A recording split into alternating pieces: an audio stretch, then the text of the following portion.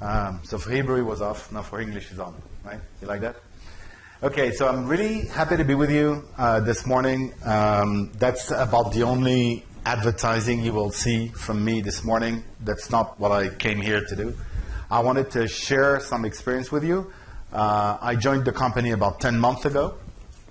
I joined from another company called Salesforce.com. Maybe you remember about those guys. My charter was to bring some SaaS marketing activity, do the marketing for a SaaS offering. So I'm going to come back on that. But before we jump to this, sometimes people ask me internally, so what is this transformation about? What kind of change are we driving? And I say it's very simple. Remember two things. You have to become customer obsessed, and you have to become digital obsessed. That's pretty much what it's all about, okay? So one thing I'm sure you can feel is that the buyer is in control. I mean, who cannot feel that the buyer is in control? First of all, you as a customer can feel it, right? So when you know the buyer is in control and the buyer is gathering information about you, about what you have to offer on the web, before engaging with any of your team or partners or channel, what have you, and you can see it's growing. From 2011, you see where it was like above 50%, like 58%, 54%, and now it's at 69%. So before anyone engages with your brand directly, they already gathered information from you on the web or on social networks. Yeah. So if you're not found early, you better do something about it. Who gets up in the morning and says, I want more emails? Give me a clue. I want more unsolicited email. No one does, right? We receive far too many emails. Too many crap emails, by the way. So give me a clue as well. Why marketing people keep sending more emails? Right? We do that. Oh, the pipe is not enough, so we want to send more and more. And people don't want to receive unsolicited emails. They're bored. They're spammed, right? Exactly. And marketing people continue to do that even more. You know, because now they have more tools at their disposal. They have more channels. So why don't we blog more? Why don't we send more emails? Why don't we send more tweets? Why don't we send more? And it's done separately, okay? So you've got that kind of fragmentation happening. And at the other end of the line, the customer just is, what's this thing? I get more things inconsistent with one another. It's totally counterproductive. And as you can see, 78% of customers don't receive consistent experience across channels. Okay, so especially in a company that is quite significant. I mean, Oracle is quite a big company. You can receive many different kind of communication coming from different places, right? And we're we're good fellas, but we don't tell each other, you know, oh, tomorrow I'm going to launch a new email campaign, right? So you know what the left arm is doing when the right arm is doing something, right? Which can result in customers being totally disjoint, okay? And by the way, 94% of customers have discontinued communication with the brand because of that, yeah? Okay, so that's not good. That's not what you want. You want me to be here? Tell me where you want me to be. And I think you can experience that. So people do that. You've been in a place like this, like you're solicited by an ad on the web, right? So you go ahead and engage with the brand, and you buy the stuff. And 2 weeks later, you receive another email. Why don't you buy this stuff? Well, I just bought it. Why do you bother? You're coming back to me. I just bought it. You don't know, okay? So modern marketing and CMOs particularly understand that they need to go wider in this. They need to embrace the entire customer journey, customer experience. They understand it's in the long term. You build relationship. And then I tend to say you help customers to buy. You don't sell to them, right? And you need to focus, customer obsessed, being really focused on their business pain points. No one cares about what you're selling. people have, there's just this short story. Stanley Toole's a sales manager that came to their sales guys in a annual conference where you usually say it's an American company, so you usually say, we've been awesome, we've been successful, it's amazing, blah, blah, blah, blah, blah. And Stanley does tools, right? So he comes with a set of drills, smash the drills on the desk, and says, no one wants our drills. And the guy says, are you crazy? We sold tons of them, okay? We're the best drills in the world. And the guy says, no. The sales manager says, no. People don't want drills. They want holes, okay? So customers do not care about what you have to sell. They want to solve pain points. They want to solve what they want to go do. So that's the whole intention. So the old marketing playbook is broken. People during TV ads, what do you do during TV ads? If you ever watch a TV ad, you're on your mobile phone, right? So it's not working. The old playbook is not working. The new playbook seems to be working pretty well. And you can see the numbers here, right? You can see that the way to, we call that inbound marketing, attracting people to you, converts a lot better. Whether generally in PipeGen, you see the number, 62%, or organic. SEO working better than SEM, right? So SEO is when you, I don't know how much of you are familiar with all of this stuff, so I don't know if I need to spend time to explain or not. I'll do that. So when you go on Google to search, when you search for anything, you get two different kind of answers. You get what we call organic results, which is at the center of the page, right? So, and you have sponsored links over there, right? So organic is the center. So you know it's not someone that paid to have that link here. It's relevant to your request. That's SEO, okay? And the links that are paid for is sponsored, yeah? So it converts a lot better. 15% converting from SEO. Because why? Because it's more relevant to what they want, right? So it's so all of that is inbound marketing. So it works. Question is, needs to do it. That would be the ideal journey. So just to make sure that everyone is on the same page here, I will talk a lot about tofu, mofu, bofu. Okay, so tofu is not about kosher food. It's about top of the funnel, and then middle of the funnel, and bottom of the funnel. Okay, that's what you have to deal with. So in an ideal world, an ideal journey, you go and grab prospect on the web. So you don't know who they are, right? And you work with third-party companies. We can talk about this at a deeper stage, but I don't have time for that. So you attract people to your website. You don't know yet who they are, right? But once you make, so that's top of the funnel. You want to bring people back to your web properties. Then when they start to engage with you, meaning, for instance, they want to download a white paper, they want to interact with you, you ask at least for their email. That's called gating content. So then you're at the middle of the funnel. Your prospect has interacted with you over the web, and then the cookie will be used to match that information. So the person accepts to give you his or her email. Then you can match that cookie with all the anonymous information you gathered from the third-party companies. That's called retargeting. So then you engage into a dialogue that's middle of the funnel, and you try to interest the prospect even more. So it's a dialogue, it's a conversation, and then you bring them to the bottom of the funnel, trying to have the right offer for them, right? But it's not finished, because what you want to do is next, it's your customer, so you want to leverage that for loyalty, and you want to use that as testimonial to bring more customers your way. Okay, so that's the whole journey, right? For a marketing person, it's about being able to orchestrate that dialogue on all channels.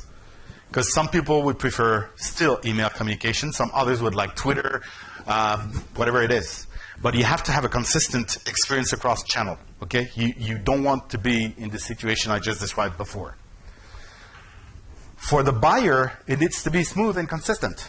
You need to give prospect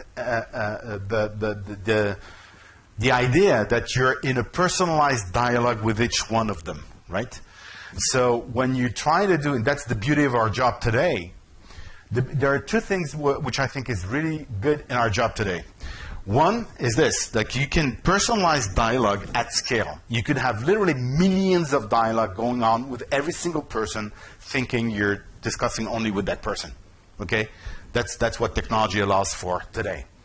The other one is that you can measure results all the time. I mean, you can literally monitor real time what you're doing. You can change the message on the web. It takes like, what, a few seconds? You can do A/B testing. So you can literally monitor the results of what you're doing on a real-time basis. You can't do that with putting advertising in newspapers or on TV, okay? Not real-time. There's another thing, and this is the last before we jump to what I tried to do at Oracle. Our job changed as well. Before, people were, we were chartered to do a lot of awareness. Let's do a big buzz out there. Let's know about our brand, bring people closer to us, and then we identify leads and we throw them over the fence to salespeople. It's no longer the case. Now, this is blending a lot. Marketing has things to do a lot deeper into the funnel. And even when the transaction is completed, you still need to do something because the customer experience doesn't stop there. When someone acquires your service or your product, you need to make sure he's happy about it because you want good word of mouth because that's so powerful. Okay? So it's blurring, and salespeople need to be engaged a lot earlier on. They need to be engaged when the dialogue starts to open as a personalized one, right? So lines are blurring. Now about the case study. So what did I do? Number one, what do we have to market? I'm not going to advertise on that suite of products. It's not the topic. The topic is what was different, why Oracle needed to do a different kind of marketing. Because this is a set of enterprise application all on the cloud. So you're not talking about a transactional sell, right? You're not, usually I characterize the difference between on-premise sales, you sell traditional software, or SaaS software. It's very simple. Traditional software, the sales guy sell and run. In the SaaS business, you sell and serve. Because if your customer is not happy, he just switches, right? It's a subscription. You only have subscriptions, right? So you need to keep them happy, right? So the difference is also is that it's less of an IT-centric decision. It's not about technology. It's about business needs because the solution is not operated by the company. It's operated by Oracle, right? So all of that is going away. So that changes pretty much the way you can do marketing about those solutions on the cloud. To make it simple, my charter, I mean, the thing I shared with the team was this. It's not that complicated. You need to consider the web and social as your number one venue for pipe. You should you should consider your business like you were Amazon. Okay? What does Amazon do to sell more online? Okay, look at this. This is your primary venue for leads. In the traditional marketing kind of things in B2B, in my world, marketing people tend to do a lot of events. Oh, we don't have enough pipe. Let's go do an event. Let's go do more events. I said, guys, would you invite to dinner at home people you don't know? Do you really think they would be coming?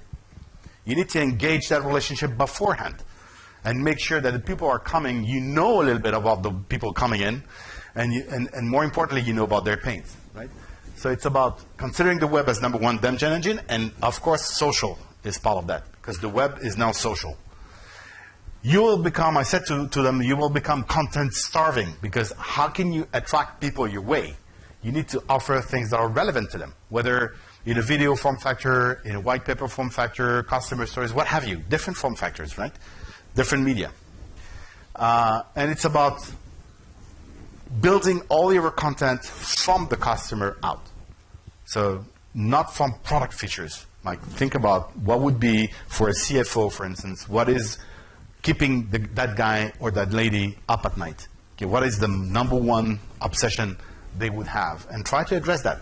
Tell them how much other similar CFOs did solve their pain points with the solutions you're trying to sell them. And then you need to be quick. Agility is one very important ingredient of marketing today. You cannot sit down for 3 months and then wait and see if things are happening and go back. Companies selling on the web, companies that sell only on the web, are looking at numbers on a daily basis. They're extremely agile. They can spot an opportunity and build a campaign around it within days, right? And you need to be aligned with sales because they're your partners in crime. You cannot have that kind of wall of brick, okay? It's about really focusing on where are the pipe gaps, where those guys are not covered. We need to focus the marketing engine, the dem gen engine on the pipe gap, okay? And I'm going to share before I do that, just the difference between SaaS marketing and on-prem. So on-prem, as I said, it's very transactional. So you've got product features out. It's outbound interruption kind of marketing. It's seller-centric. You sell to CIOs, IT. It's cold calling. It's that kind of stuff. SaaS marketing, it's about attracting people to you. So it's about business outcomes. It's inbound marketing. It's buyer-centric. You engage with a lot of business management and IT. And it's about tools. So you do that to get a lot of awareness and thought leadership. So people will start to listen to you, be interested. And then you attract them to your web properties.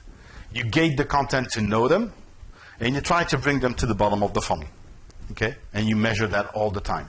And you have what we call nurture queues. Nurture queues is continuing dialogue, okay? One person doesn't buy that kind of solution or just like that overnight.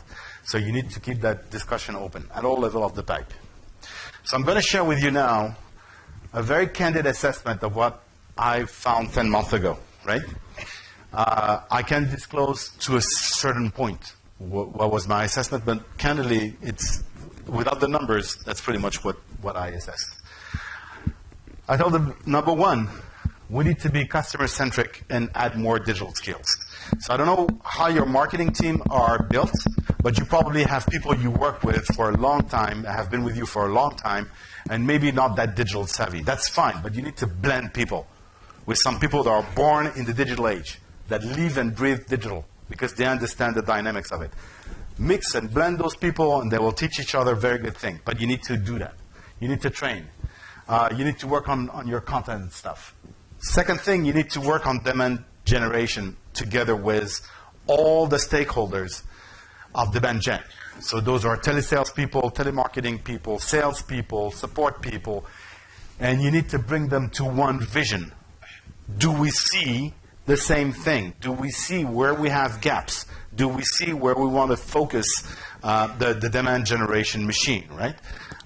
So one vision, one team. Okay, it's not marketing. If you have this connection between marketing and sales, you're in a bad situation. You need to have those two teams working hand in hand. Understand each other because they have a very different job. And one strategy. What are we after? Okay? And again, agile plays a very important role here. You have to be very agile. And you have to manage your web funnel very carefully from the top to the bottom, okay? You have to measure it. So you have to gate content. You have to increase the number of opt-ins, the number of people you're allowed to send email to that are not unsolicited, that will be on purpose. People will welcome and open that email. For instance, one indicator is to track open rate and click-through rate. You should benchmark yourself against industry numbers to understand if you're doing good or not. If you see the open rate and the click-through rate really high above the industry standards, then your audience is getting with you, is getting along with you. And engaging and nurturing can only be happening through marketing automation. So that's the way you can make it happen. Otherwise, you can't scale. It's not possible. I'm not going to detail that one, but basically that's what one colleague of mine in the US calls very appropriately nirvana, Gan Eden. Okay? That would be the state where we would be at the end of this journey, being able to orchestrate all of that, from attracting people to the website and social properties there, and then nurturing them all the way before they acquire the solution and even after they acquire the solution. So what would you dial up? What would you dial down? In a nutshell, we said, break the silos. Let's work all together. And let's stop having isolated marketing activities. Everything should be embedded into one integrated campaign, from top of the funnel to bottom of the funnel. Right? So you want to dial up on things that are good call to action when you attract people, because people are interested in different form factors. Some people would like to meet other people, so they'd like to actually go to small-scale gathering. Some other people would better like for you to visit them, or for you to be able to offer some videos to introduce your product and stuff like that. So you have to adapt to this. And we introduced a set of new things, and I'm going to cover some of them because I'm already running out of time. The most important thing we introduced, and I'm going to talk to this, is the Integrated Power Program. That's a campaign that literally integrates all tactics consistently, focusing on one persona and one pain point. Okay? And you've got all tactics in there. I'm going to disclose that. The other thing is that at one point you need to create some momentum. This place is changing as well. So you need a combination and totally synchronized of PR activities, social activities, and advertising to be able to create a momentum at one point. You know, in our Western world, you are exposed to at least 5,000 messages a day. So to go through that clutter, you need to do something really specific. Otherwise, you're not heard. You're not seen. And as I said, we monitor the pipeline all together on a monthly basis now, sitting with all stakeholders every month, looking at the pipe and deciding what to do. And we have modern marketing metrics. So the marketing strategy was not that complicated. It was about synchronizing thought leadership, awareness tactics, demand gen tactics, and tracking progress on a continuous basis. Okay? And you can see some of those tactics listed here. I don't think you just discover this kind of stuff. The stuff that is out there, the difference is that you will rethink those as from the customer out. That's what you need to do. And you need to do them in a way it's synchronized and the customer journey seems smooth. And those guys think they're in dialogue with you. The way I asked my team to create the marketing plan is very simple as well. I said you take a messaging platform. What you want to say to each persona or core topic you're marketing, okay? Take that one thing and tell me what you're going to do in awareness and thought leadership, in demand gen, in events, and sales support. It's pretty straightforward. It's not more complicated than that. But do it synchronously. Don't do one marketing activity after the other. Think about what is the journey of that persona. If he or she has got that pain point, what would you tell them to start to engage with them? What would you tell them once they started to discuss with you? What is the next level? And then what would you do to have them actually willing to be able to meet with you and do something with you? That's pretty much what you have to think about. The way that the team is measured reflects the way we think about the plan. So it's pretty much along the same lines. In thought leadership, we have sort of the PESO measurement. We measure the performance of paid media, earned media, shared media, and owned media. Okay, so paid is advertising. That's not difficult. Earned is everything you have other publications do for you. So when you convince a blogger to write about you, when you convince a journalist to write about you, when you have articles here and there, when you have another website talking about you or taking information about you. Shared is most of all social. So how many engagement and shared social bits you have. And owned is your own web property. So you track your web traffic, you track the way people are engaging, etc. The pipe, it's about the 3 V's. It's not that complicated neither. It's about volume, value, and velocity of your pipe. You want to track those 3 things. Volume, number of opportunities, or number of leads. Value, what is the actual value in your coverage compared to the sales target? And velocity, how quick you bring people to win deals. Yeah? And then sales support and accelerate that transformation. So 2 initiatives I wanted to highlight with you. One is to create momentum. And this we did already once, and we're about to launch a second one. Okay? You want to become top of mind on a topic. So you really want to focus at one point on your audience and to be able to have the largest share of voice. So you want to be heard more than your competition. So we combine press, social, customer advocacy, internal advocacy, together with the advertising, all synchronously to get to that level. But to do that, you need to do one thing. The first thing we do is we do what we call white space messaging, white space research. So you want to understand all on the web and social what your competition is talking about. And you want to understand what are your audience, the people you're going after, what are their main topic? What do they resonate on, right? And you will see, because this is no luck, this is just because not every brand can do everything. You will see that your competition is probably successful in talking to some of those pain points, but not well received in all of them. So what you want to look for is a white space. You want to look for something that is resonating with customers, but your competition is not talking well about it. Then you engage on that one, and you focus all your energy and your content on that one thing. Okay? With all the activities there. The more authentic you are, meaning the biggest success we enjoyed with the first initiative of that kind is that people from Oracle were blogging. Initially, we paid an agency to produce 1 blog post per week, but actually we're in a position to do 3 blog posts per week now, which are real. I mean, not coming from an agency, coming from real people, because we have real knowledge in this company. And we teach those guys internally how to optimize for SEO, for organic search, their content. So you don't write blog posts like you write about your life. This is about bringing people to your website. Yeah? So we train those guys, and more and more are coming our way. We also had this initiative on multi-country, so we had to localize. I didn't talk to the localization of website, but this is a very important thing. If you want to engage with people, if I come to you and I speak in English, I understand that you can understand me or most of what I have to say. But if I was talking to you in Hebrew, we probably have a different discussion, right? Same thing on the web. So localization is so important. So all those blog posts are translated, cross-pollinated from one country to the other. The lady in Spain writes a beautiful piece. It's translated immediately in all the other language. So you can have it in Italian, in French, in German, in English, and I hope very soon in Hebrew. Yeah. So that's the first one. Okay. So it's about authenticity, bringing people, creating the internal momentum first. Blogging is so effective you would not imagine. Okay. So effective. Let me give you one example. I know I'm running out of time.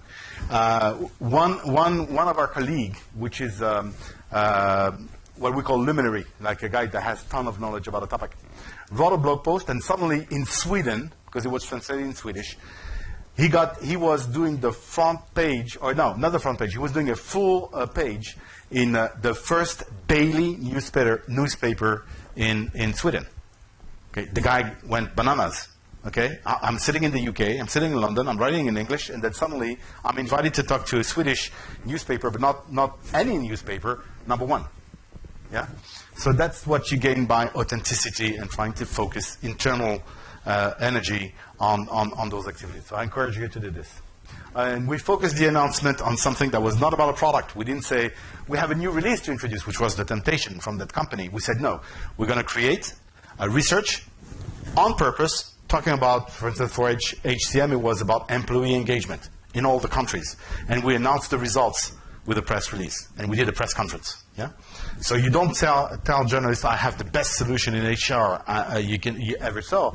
We tell them, do you know what is the problem with employee engagement in companies across Europe?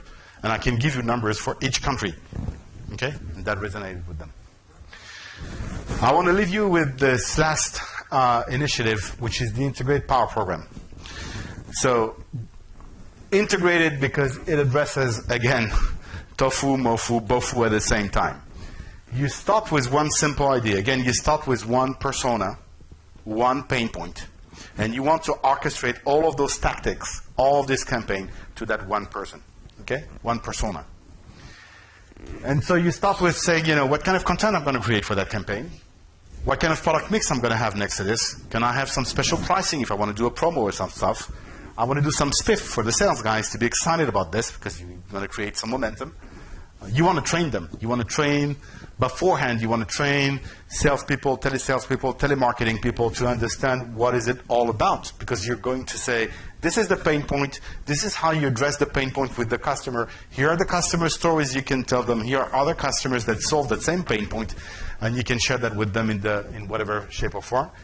You will make sure that you have enough population in your target list. If you don't have enough, just go ahead and do that before you launch your campaign.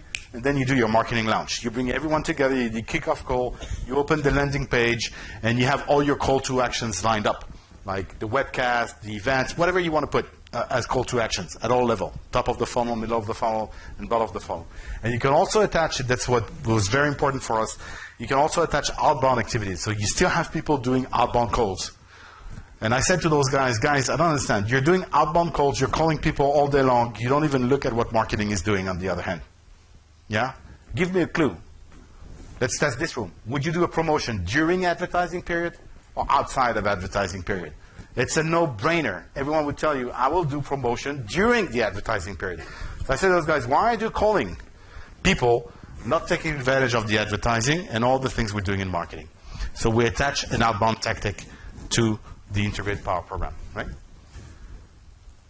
I'm going to save you this. I'm going to go real quick on this one, on this 3 slides. So the Integrated Power Program was about to create thought leadership, get more leads coming our way, inbound, not interruption marketing, attracting people to us, collaborating between all constituents that are part of the pipe generation, so from sales to marketing to telemarketing, and attract the new names. Because the strategy here is to go after people we don't know, right? Because we used to sell to IT folks, we want to get more of LOB folks. Then it's persona-based, so you really think the content from your prospect out, okay? You do it multi-touch, which means that it could have different form factor because not everyone, as I told you, is receiving each information the same way. Some are more video kind. The other ones like to read, like CFO like to read a lot. People in marketing like to watch video, like what you did today, right? And multi-channel. On all channel, we discuss about this. And then this is the process. You know, you have online channels attracting people to you. You engage with them, so you would like them to get some more details about them the more you go. So, for instance, we do progressive form. Initially, we ask basic information to you for the first download, right? For the first thing you do with us, like email, your name, your company, that's it. And then over time, you want another thing, you want to download another thing, and you want to do other things with us, then we ask more details. So you give more information about yourself over time. So we have to offer more content to you, okay? So that you come back, that you keep engaging in the dialogue. And then we do lead scoring. That's a very important one. How many of you are doing lead scoring today? Okay, for those who are not doing lead scoring, you're wasting the time of your salespeople, you're wasting the time of your marketing people.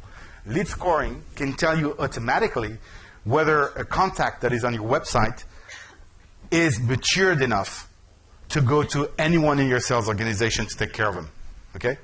So that's what it does, based on the authority to buy, on the need, on the body language, what this person has been doing on the web. Not only with you, with other websites. I would have too many things to say there. So we do lead scoring. When the lead score becomes high enough, then we hand it over to telesales folks, right? Those telesales folks would engage into a real dialogue with the prospect, and then we would hand it over to sales if the opportunity is good. So obviously from traffic, from WhatsApp traffic, from engagement, we're driving more pipe, more revenue. That's the idea. And a campaign would look like that. Like you would orchestrate the campaign and put it in your marketing automation tool. Obviously, we're using Eloqua, but it could be another marketing automation tool. And we do also retargeting. Retargeting happens a lot on commerce sites. It was really new for Oracle to do retargeting on a B2B activity. But I encourage you to do that. If you're on B2B activity, you can now use retargeting. It's very effective. And basically, you've all been receiving retargeting at one point. And I'll do that very quick. You go on a website to buy whatever you want to buy. Okay? Pair of shoe, book, whatever you want to buy. And then you go on a news site because you want to see what is happening on the news, and you see an advertising about the thing you just looked at on the other website you were before. You say, but how come? Yeah? I think it happened to you at least once. Okay? That's called retargeting. Because we follow you with the cookie everywhere. Okay? So you want to do more of that. You want to know better people out there. Into the job, I wanted to share with you what kind of results we got. Okay, it's not long of a period. For a lot of people on my team, it was kind of real change, like they were using to do mostly events, and then suddenly you need to embark into that digital marketing activity head on. Okay, they like that. So first of all, people are excited about this change. They like it because they understand this is the way to go. So don't be ashamed to bring your team to the mix and educate them on this. So we got a lot of share of voice and positive sentiments, because share of voice means you're heard more than your competition, but you want to be heard in good terms, right? So we had, on all the momentum campaigns we had 100% positive sentiments, not 100%, 70% and 30% neutral. We had no negative sentiment, which means that we didn't upset anyone out there. Social engagement, people on social networks engaged a lot more with us, especially influencers that we identified before we did the campaign. And internally also, the engagement was higher, as I described. And the collaborative content, this is something you will bump into if you start this journey. You will, as I shared in my early slides, you should become content starving. Like, you're looking for content everywhere, and you're not enough, your marketing team and your agency, to produce all the content needed. So what do you need to go do? You need to ask people in your company, you need to have content coming from different origin. Yeah? People internally, your partners, your channel, everyone can even customers can provide content to you. So we are starting to have a very interesting collaborative content factory with a lot of people participating in creating content. In terms of web, we multiplied the web traffic by 3. And we had to localize our website in 9 different countries. Yeah? 5 times more interactions, people engaging with us on the web. And more importantly, 75% of those people interacting with us, we didn't know them before. They were not customers. Okay? In terms of pipe, you can see the numbers. We didn't grow a lot in terms of number of leads. You see, year over year, we only grew 13%. That's not a big number. But the conversion rate from those leads was multiplied by 3. So in terms of opportunity, we doubled the number of opportunity, and we doubled the pipe. We tripled the number of opportunities, and we doubled the pipe. So it looks pretty good after 10 months, and we're still on that journey, and I was very happy to share that with you. So thank you.